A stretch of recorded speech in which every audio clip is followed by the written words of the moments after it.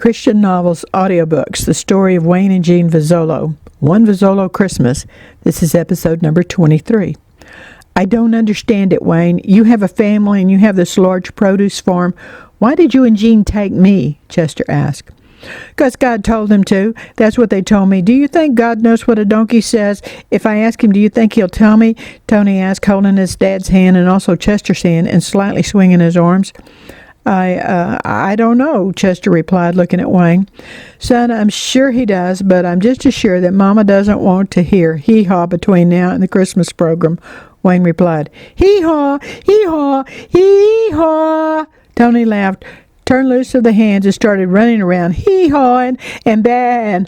Oh, no. Tell me I didn't just do that. I am toast. Jean is so going to get me, Wayne said, laughing. I'm just glad it wasn't me. I would hate for her to toss me out over something like that, Chester said. Wayne stopped. Chester Kingsley, no way. We both want you and to give you a home like you've never had before. Me getting in trouble with Jean is really quite fun. Even Tony knows that, and it's way different than when he gets in trouble. Again, Chester, you can stay as long as you wish. We both want you. While I'm thinking about it, we're planning on going to the bus station every evening from now on. When another teen shows up, and they probably will from what the ticket agent tells us, we're going to have to move you out to the bunkhouse. Jean's going to want to start decorating the room you're in for the new baby before long. And we don't want you to think we're going to put you back on any bus but the school bus, nor that we don't want you, Wayne said as he started walking in.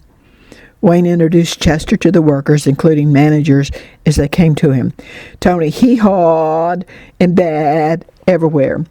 Soon the three entered the back door. Jean was dressed and slowly munching a cracker and sipping soda. I'm sorry, darling. I am so sorry, Wayne said as he leaned down and kissed his wife. Well, me being pregnant is your fault.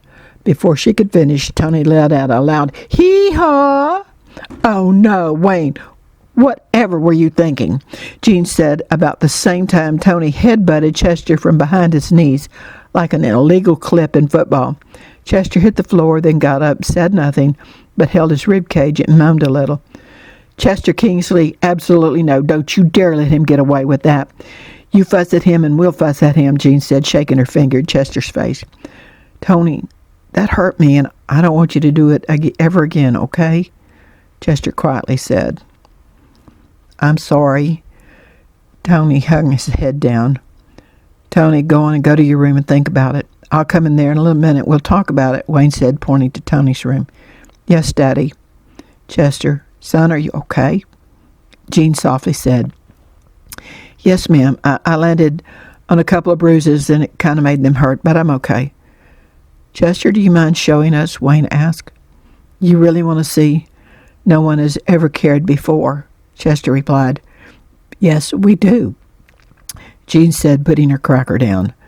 Chester unbuttoned his well-worn shirt and pulled it off. Jean and Wayne stared in horror at the blue and purple bruises that were beginning to turn yellowish green that Chester revealed. Daddy, I'm waiting. Tony stuck his head around and saw Chester's bruises. He ran over to him and hugged him.